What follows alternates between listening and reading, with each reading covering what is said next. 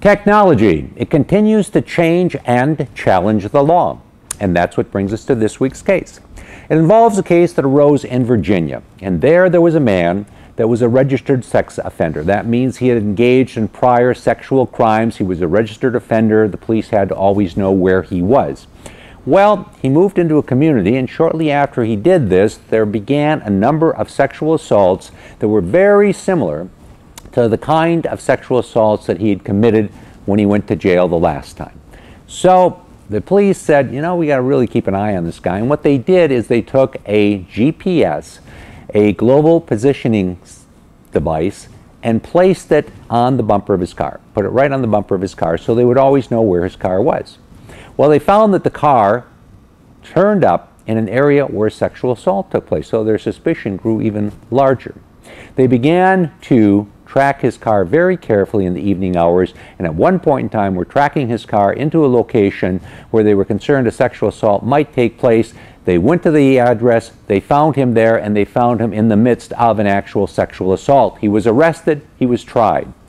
At trial, he moved to suppress the evidence. He said, hey guys, you couldn't do that. You couldn't put a GPS device on the bumper of my car because that's violative of the Fourth Amendment that prevents unlawful searches and seizures. Essentially, you're kind of seizing my vehicle by virtue of the fact you were able to constantly track it by having that GPS device there. Therefore, that information can't come in. If that doesn't come in, you guys had no reason to be there, and I get out of jail. Well, it went up on appeal. And what the court found is, wait a second, what we have here is just some modern technology. It's a device that tracks an automobile, but the bumper that it's tracking is open to the whole world. Anybody can see that bumper. They can see where that vehicle is. That's all that was being tracked. It would have been just as if somebody had been following him on suspicion. Doesn't make any difference the fact that it was a GPS device that was essentially alerting the police to where he was. The bumper was open to the observation of the entire world. Okay, that being the case, Guy, tell you what, that evidence is not suppressed and you go to jail. And that's what happened. Found that the evidence, in fact, did come in, and as a result of the evidence coming in, the man was convicted and the conviction was upheld. Okay.